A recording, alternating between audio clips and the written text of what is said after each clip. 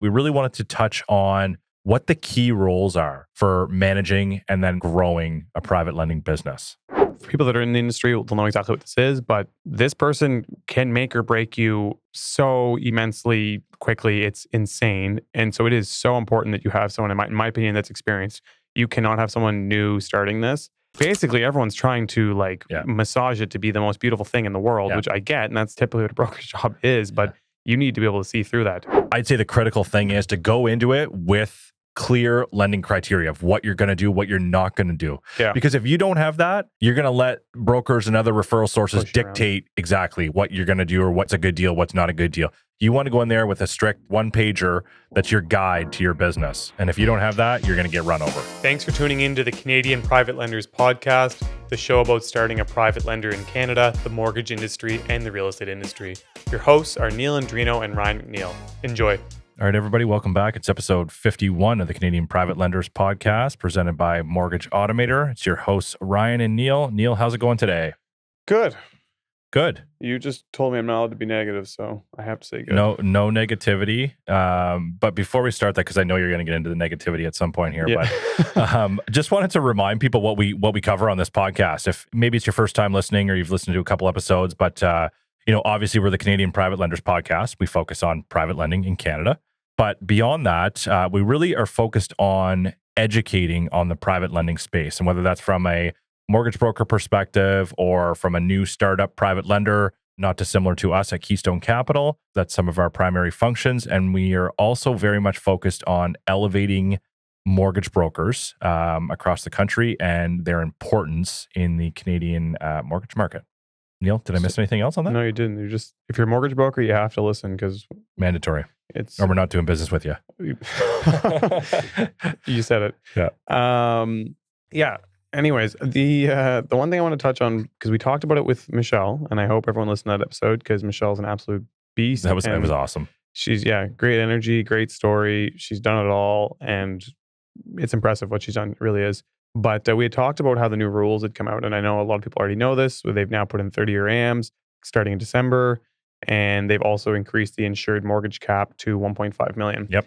And Chandler made a good point with that. With that new insured mortgage cap, $1.5 million, that means you can get into probably like a fourplex, 10% down. So it gives you a lot of options now to buy something that's a little bit bigger. So you're like who's going to qualify for these big mortgages? Like I know some people see that and like, oh, that's ridiculous. Like as a first-time buyer, I'm not going to be looking in that price range. But doesn't it only apply to owner-occupied? You can if you owner-occupy one unit. So you can still make that work under the new rules? Yeah. Wow. So it gives you a lot of options because you can say, all right, I'm going to owner-occupy one of these units, and now I'm going to qualify rent from 3 other units. Sure. So if I can add $7,000 or $8,000 a month, right? Or even let's say $6,000 a month to my income, now you're like, oh, okay. Like I actually have an opportunity here to buy a big property and it might cost me less to actually live in the unit than it would in a different position. And now you're like, oh, I own a fourplex. You might be able to buy in a decent location. There's opportunity for more appreciation, right? If you make 20% on that, you've appreciated $300,000 versus if you buy a $400,000 home, it needs to basically double in price for you to be in the same position. Yeah. So just a consideration, like I got $100,000 right now. You might be able to buy like $1 million triplex. Yeah, that's interesting. I never considered it from that side. I was only kind of thinking from a, single family or first time home purchase perspective in the big centers, the Torontos and the Vancouvers, where this, clearly will have impact, where, detached homes average over $1 million. Totally. But yeah, that's interesting. I didn't consider from that perspective. It's just like, how the hell do you qualify for that mortgage? Even if it's insured and it's 30-year AM, like it's a big mortgage. You got to be making a lot of money. Yeah. To get in there. So I like that idea. And I think more relevant to Atlantic is if you want to buy a multi-unit, you can. Yeah. So what are your thoughts on these new regulations in general? Good, bad? Doesn't matter? I think they're good. I think they're trying to show what they want with the market. If I'm learning anything with watching how the rules get made and changed, is typically when they start trending in a certain direction, like they'll start making these and there'll be more to come if it doesn't spur what they're looking to do. And I think what they're trying to do here is spur new construction of homes. Yeah. Not apartments, homes. And to do that, they're going to make it easier and easier to buy brand new construction. And I've kind of already talked about this, but I think culturally, like a lot of the people that have moved here have intention to own property. where they're new here. They want a new home, but they don't have to worry about maintenance and things that they're unaware of or unfamiliar with yet. Yeah. And so new property is important to them. And so I think you're going to see a huge shift of people that are currently renting and working multiple jobs and saving a lot of capital by sharing a rental unit with people that are prepared to now go into these new build properties and buy them. And you kind of already see, like, we're seeing that a little bit now already, where like people will build side by side duplexes with like a main 2 townhouse units with 2 basement apartments. Typically they'll be bought by like a new to Canada family, and they'll live in one unit and they'll rent out the rest. And so like these kind of programs will really be a help with them getting their debt servicing down maybe 10 or 15%, and then also like allowing them to get an insured rate. Yeah, no, I agree with that. I think for certain here, the demand stimulus is there from these changes. I'm not 100% certain that the supply stimulus is there to match it as well, right? So there's still challenges. Obviously, if rate deceleration continues to happen, then that should help the supply side. But is it going to catch up fast enough to these immediate changes that are coming December 1st or 15th, one of the two? Where the demand is clearly going to be increased as a result. I'm with you. I'm partially with you. I'm curious to see, because there's a lot of neighborhoods, like flying over the cities. I've obviously flew over Halifax and Toronto and Montreal in the last couple of weeks, and like there's a lot of new subdivisions being cut, and I don't know what they're selling like. Like here, they're being cut. They're building the homes. The homes aren't currently selling. So I feel like they're actually building a little bit in advance, but it very quickly gets consumed, and then you're on a 12-month wait list. I know there's some neighborhoods here already that are on 12-month wait lists. For new builds? Yeah. And they're pre-sold. They're fully pre-sold for the next 12 months. So to your point, I think, I guess we're probably already behind.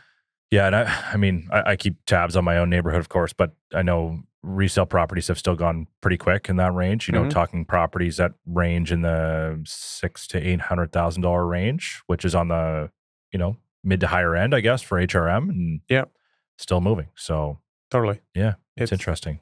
I think it'll be busier next year. The demand's still there, so we'll see. So Neal, today we're going to talk about building a strong private lending team. Okay.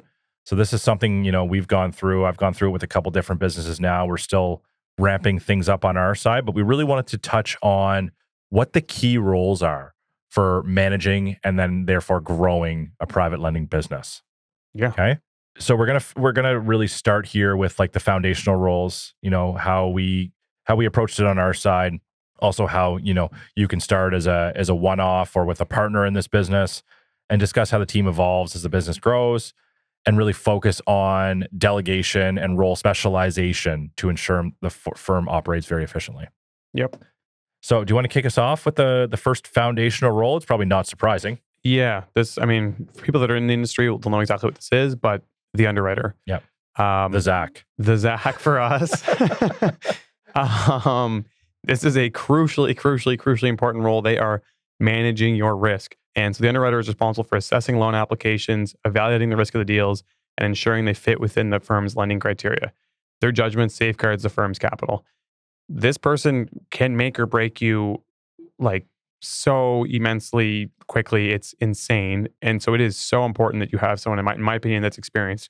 You cannot have someone new starting this. If you're trying to be a one-man band and do your own couple loans, I guess you are this person. Yes. But damn, I don't know. I'd probably pay for third-party evaluation or something, because this is so important. Like, they need to have expertise on LTV, credit analysis, property valuation, and they also just need to have like a bullshit odometer, because like I'm seeing how these applications come in. Basically, everyone's trying to massage it to be the most beautiful thing in the world, which I get, and that's typically what a broker's job is. But you need to be able to see through that. Also, last thing I'm gonna add on here, you can't have an ego. If you're an underwriter with an ego, you're screwed, because like I've even seen it where brokers are calling me and I see what they're doing. They're trying to play on my ego to get someone to bite. Like, oh, like, yeah, you guys just don't have the funds to do it. I'm like, no, we got the funds to do it. We just don't want to do this deal. Your application sucks. We're not doing it. That reminds me, Neal, that, when I was earlier on in the industry, I had a broker come. I love telling this story, but super high LTV deal, like 80% LTV, awful credit, past bankruptcy, rural deal, but he hits us with, but he's a really good guy. I was like, well, why didn't you just come out with that first? The deal would have been approved right away, right? So But you're right. You have to have the bullshit-o-meter on full, in this business. So, but like you said, Neal, getting into this business and if you're starting out from scratch, you might be the only role in this business, right? You might be the founder. So you might have to cover this role. I'd say the critical thing is to go into it with clear lending criteria of what you're going to do, what you're not going to do. Yeah. Because if you don't have that, you're going to let brokers and other referral sources dictate exactly what you're going to do or what's a good deal, what's not a good deal. You want to go in there with a strict, your one pager that's your guide to your business. And if you don't have that, you're going to get run over. And if you don't follow that. Exactly. So next up, Neal's role. This is the capital raiser. So the capital raiser or fundraiser ensures that there's a steady influx of funds by building relationships with investors. Very straightforward. Mm-hmm. It's a lot easier said than done, though. Yep. The ability to communicate the benefits of investing in private mortgages is key in this role for maintaining liquidity, right? Like with mortgages, you've got leads coming in, you got to fund them. You can't fund them without capital. So Yep. at the exact same time, you got to be convincing those investors that this is a great investment opportunity. Their capital is going to be secure and it's going to generate them an excellent return. 100%. And from my experience with it, you want to be well connected. You need to have a big network because you need to have a lot of touch points. Again, the other thing I would point out is if you're doing this as a one-man band, really your best opportunity and the main way I'd be doing this, if you think you're going to have a fair number of deals, you got to have one or two huge partners that are going to back a lot of your deals. Because if you're trying to do this as a small firm and chasing 40 different people, you're going to run out of capacity very quickly. Yep, 100%. And, to your point there, I've seen people run successful private lending operations by having that one or two key funding partners that, they've got very deep pockets and they're funding all the deals for them. Or, another common structure is the mixed structure, pooled fund structure, where you've got multiple investors coming in with, $25K, $100K, $250K at a time, and they're investing into a diversified pool for maybe a little bit less return, but more security and less volatility on the return, right? 100%. Cool. Number three? Number three, sales and marketing, which is part of your role, and referral network builder. So this is getting the deals in the door. Mm-hmm. Sales effort focuses on building relationships with brokers, real estate agents, and other referral sources. This person generates a deal flow that fuels the business. As the firm grows, the role may shift towards more formal business development and strategic partnerships. So again, kind of what I referred to earlier, but if you're one-man band, you're doing all these things yourself. But this is extremely important because if you don't have a good influx of deals on top of not being able to put capital out and make money, you're going to get stuck doing shitty deals. Yep. That's my biggest thing with this is volume of deals is great because you can actually handle assessing risk because you don't just like, this is my one deal, my one opportunity to make money. And if I don't do this, I'm not going to have anything for 6 months. This is like, okay, I have now a good flow of deals. And when you have good relationships with brokers and agents, they're going to send you better deals, like plain and simple. So it's really important that you have a good broker network to generate the deal flow and to grow your firm and eventually get somewhere with it. There's also a surprising, if you're like, I'm seeing this now as a smaller firm, we can get a lot more personal with the brokers. Yep. They appreciate that. And the bigger players actually see that and understand that, we might have all the capital and be the big bank or institution or whatever, but they typically struggle in getting well connected inside of a broker space. And so they'll value that in your business too. When you go to, if you consider making a move or partnering with someone, they'll see that, okay, you have good relationships with the brokers that we're maybe struggling to create. And we want to work with that. Yeah. To your point, the brokers get direct access to the owners and decision makers in the business, right? Which is just not possible with bigger lending institutions. Yeah. Most of the time. So just to summarize this piece here. So, we were very fortunate with Keystone that we have 3 founders of our business. So, Neal obviously covers the fundraising piece of the business. Zach covers underwriting and I cover sales and marketing primarily. We all have, we all wear multiple hats, but these are our primary functions. Whereas, oftentimes with a new organization, you're going to be one person shop, right? And you're going to have to wear all 3 hats, or you're going to have 2 people and you're going to have to spread that out, right? But these are the foundational roles that we've identified that are critical for starting up a private lending business. 100%. I will add in, you can hire all 3 of these out independently. Underwriting, I haven't personally had experience with it, but I know there are firms that do it. I think it's actually a reasonable thing. I still think if I was starting out on my own, even just for like the first 10 loans, I'd pay whatever it is to get them underwritten, even if it sucked up my fee, just to have a second opinion and to learn what they're looking at. Yeah, I think if you could hire someone who's a perfect fit for your lending criteria, then yes, absolutely. The risk is, if you go hire someone who's worked 30 years at the bank and they've got tons of underwriting experience, they might not necessarily be a fit for the flexibility that's required in a private deal. And I'm thinking more of like an independent firm where you pay them like a consultancy fee to give you just some feedback. Or hire another private lender to do it for you for a period of time, right? Coach you through it. Exactly. And then capital raising, there's lots of capital raising companies and people out there that can get you a lot of capital quickly. Being prepared that you will make no money. You will make zero money. You will lose money. They will make all the money. Yes. And we're going to touch on that too as we kind of get closer to wrapping up this episode. But there's some roles, and they're probably obvious, but that you want to really keep close to the vest as the ownership group. Yeah. Until the end of time, right? Because they're so important, and investor relations obviously being one of those, right? So 100%. We'll touch on that. I've been in the private lending game for a while, and let me tell you, Mortgage Automator is the ultimate software for private lenders. It's been a total game changer for our business. I've scaled 2 private lending companies, and I couldn't have done it without this software. The Mortgage Automator team truly understands the challenges we face, and they're constantly thinking ahead. For example, they've developed new anti-money laundering and know your client tools to keep you compliant with the latest FinTrack regulations, and their platform is SOC 2 compliant, ensuring your financial data is secure. This software eliminates almost every admin burden you can think of in the private mortgage business, saving us thousands on staffing costs. No more manually typing term sheets or tracking files in Excel. So whether you're a new private lender looking for an efficient solution or an established lender aiming to scale up, Mortgage Automator is the solution for you. See if Mortgage Automator could be a good fit for your unique lending needs at www.mortgageautomator.com/switch.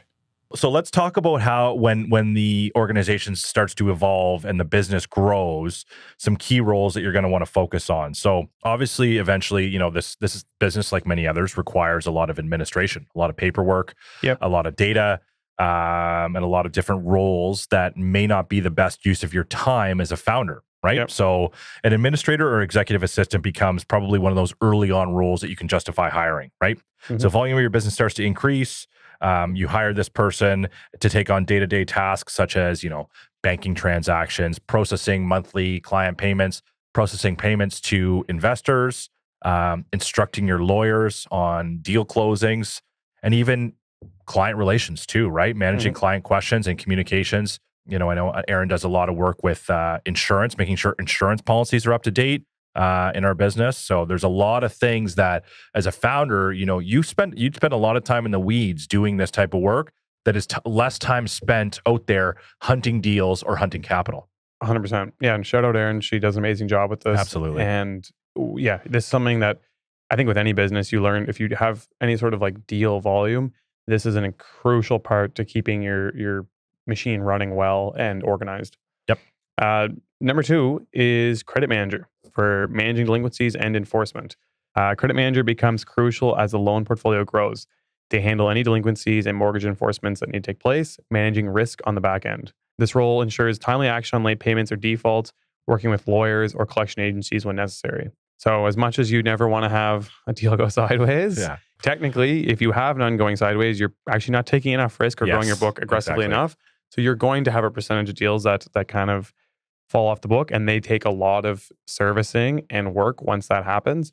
And so it gets to a point where you would need someone who is all over that, because if you start, to what Ryan said earlier, if you're spending all your time chasing a delinquency and you start to kill your pipeline, not only is the delinquency costing you money, it's destroying your business and you're losing a ton of income you're generating dropping balls elsewhere. Exactly. So it's very important to get someone that understands this, is good at it, and then can help manage getting them taken care of. Yeah. And ideally, like in the early days of the business, you're not having to hire this role, right? You're able to manage it yourself. Maybe you have the odd missed payment here and there, and you're able to manage that.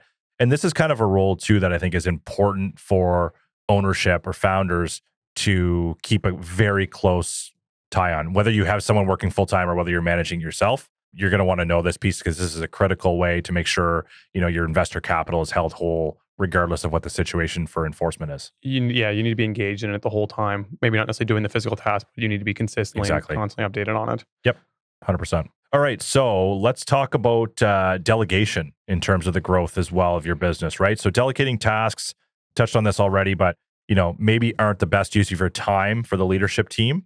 So handing off some operational duties would allow for better focus on scaling the firm. And that's, of course, scaling your sales, scaling your capital, all of those things. So this could be something like hiring a business development manager or sales leader in your business, right? So I know this is something I've been thinking about a lot. I manage the sales side of the business, but as our business grows and there's more and more complexity and we've got funds coming and we've got, different things that we're dealing with, it's like, am I really spending enough of my time on sales? And I'm not sure I am at this point, right? So, it comes to a point where you got to consider hiring someone for this type of role, right? And you want someone to be really able to jump in there, expand your referral network, continue to build that trust in your organization and market the products that your firm offers to a broader scale. 100%. Yeah. Right? It's similar to what we said earlier. If you don't have the pipeline continuing to grow, it can very quickly shrink and cause more issues. Exactly. Yeah. And that's kind of my point too, is that, in a lot of the time, and, I've been in a lot of sales roles, you can get complacent sometimes where you see a steady flow coming in and you're like, okay, I've got this part figured out. I can go focus on task X, Y, and Z now. But, as soon as you let your foot off the pedal, stuff can slow down pretty quick. And that's a critical part to the business to keep accelerating on. You're shrinking or growing. There's no 100%. flatlining. You're right. Number 2, and another big piece for delegation is hiring an accountant or a financial manager. Controller is another way of, I think, looking at it. But as the complexity of the firm's finances increases, bringing on an accountant or a financial manager to handle bookkeeping, tax filings, and financial forecasting can ensure financial stability. This honestly is something too that you need to be looking at very early on, simply for like investor reports, dealing with any financial institution. And you want to keep this very straight off the hop. Like you are, again, dealing with different people's money. And if you want to apply for more money, and anyone who's considering investing is going to want to see reports from accountants. So it's good to get, even if it's like a part-time service or a third-party company to do bookkeeping and have those things up to date. You want to be all over this to make sure that it's being done properly. And eventually you're going to want to have someone, you're going to need someone in-house because first off, cost. Hiring out constantly, you'll see very quickly like, oh, I could just pay to have someone here all the time. And it's kind of nice having someone full time because they can make sure things are super bang on and they're right there in house with you to chat. And then also they can liaison with whoever your final stamp off accountant is. Yep, 100%. This is one that we decided at Keystone to outsource from day one. Yep. I know a lot of firms, they'll just, the founder will manage it, in-house for a period of time. Or they might even hire someone in-house to do it, within a short period of time. But where we knew, we were able to kind of scale up to the $10 million mark pretty quick, we wanted to have this piece kind of not dragging us down or distracting us. So we outsourced this one, and that was just the way we proceeded, and it's worked pretty well for us. Yeah, I think it's been great. I think, and that's, with most businesses now, there's a lot of opportunity to outsource that. Yeah, exactly. So let's start to wrap up here, Neal. But I wanted to talk about the kind of the key areas to keep close, and by keep close, I mean for the founders or the owners of the business. Okay, so even once you start delegating some of these tasks, there's certain aspects of the business you're going to want to maintain control or at least monitor very closely, right? So number one, super obvious, you know this well, Neal, investor relations, right? So the personal relationships, and we both kind of manage some of this as well with different relationships we have in the investor business, but maintaining these personal relationships, they're the lifeblood of the business, right? Bringing in that capital.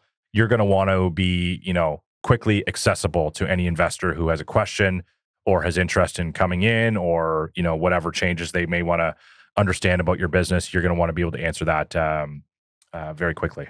Yeah, 100%. Number 2 is underwriting. While you may have an underwriting team, having a final say in high value or complex deals ensures that the firm maintains its risk standards. Again, underwriting to me is almost everything that is your risk management. So it's so crucial to keep control on that and watching what's taking place there. Yeah. So you can hire an underwriter, absolutely, but you're going to want to be the one who's deciding the criteria that they're working under at the end of the day. As the book gets bigger and you have a lot on your plate, this is something very important to think about because it doesn't take long for if someone's a little bit loose with their underwriting to get a bunch of money out there that could go sideways on you. Yep. And same goes for mortgage enforcement. You might hire a credit manager to manage this, but managing these problematic files, for example, defaults, foreclosures, missed payments, it can have significant financial impact on your business or reputational impact, right? So you're going to want, as a founder, to keep a close eye on this. 100%. All right, Neal, some closing thoughts? Yeah, we're wrapping it up here. So building a private lending firm requires filling key roles early on to create a foundation for growth. As the firm scales, delegating operational tasks becomes crucial for efficiency. And prioritizing hiring people who can take on specialized tasks and help you by, delegating those tasks that aren't offering upside to your business, but always keeping a close eye on the things we mentioned. For example, investor relations, underwriting, enforcement, to ensure the firm's long-term success. 100%. I think it's like any business. It's just specific to this. There is the boxes that you have to go after. Mm-hmm. I will say, it's never easy. I think anyone who's been through starting a business, it's a grind. There's a lot of learning processes. And again, that's why I'm just big on if you can find people that have experience that you can either pay to give you consulting or a mentor, or you can even partner with someone else. Yes, you might be giving up a big part of the potential income, but I think you're protecting a bigger part, which is your downside. Yeah. And it'll advance you so quickly. Like if you have a good partner, like whether they're literally in your business or someone you pay or a third party, you might save you 5 years of issues and headaches. Yeah, absolutely. Good point on the mentor there. And I mean, I'd throw this offer out to people who want to start up, especially if you're in Atlantic Canada or Ontario, where we've got some experience as well. Like, more than happy to kind of walk you through and offer that mentorship relationship if it's helpful. And to your point as well on the process, I think 2 things there that we didn't touch on here. Documenting processes has been amazing for us. I've done that in the last couple of businesses I've been in. Once you do scale up and you hire these people, if you've got a documented process that's good and it's easy to relay to someone, where they can refer to that when they need help with something, that's going to just increase the efficiency of your business. And one thing as well, just that I've noticed is just enjoy the process as you go through it, right? Like it's just like it's fun. It's fun going through and evolving like this, and thinking about like what roles are hiring next. And I know we're going to meet as a management team in a couple of weeks and get a chance to kind of take a step back and see what's the future look like for us? Like who are we hiring next? Like what targets are we going to set for ourselves? So just have fun with the process along the way. It's super exciting, and I always say, I'm like, sometimes it's your privilege to be stressed out about some of the things that we're stressed out about. Yeah. Now, I will say, if your whole book's going sideways, maybe less fun, more work. But for the most part, everything that's going on is stuff that can be overcome. And it is super exciting and neat to be able to do it. So if you're thinking about it, just invest with us. Don't even bother doing it. And like you said, Neal, pressure is a privilege. That's what they say, right? So pressure that's the new mantra for the pod. So like it. Awesome. Thanks everybody for listening. Hey guys, it's Neal Andrino, your co-host and your co-founder at Keystone Capital and Director of Investor Relations. I'm also a real estate agent, real estate investor, and business owner. And your co-host here, Ryan and Neal. I'm the co-founder and president of Keystone Capital Group. Keystone Capital Group is licensed under the Mortgage Regulations Act of Nova Scotia, license number 3000549, and through FCMB, license number 88799. And keep in mind, the views of this podcast are for informational purposes only and is not financial advice.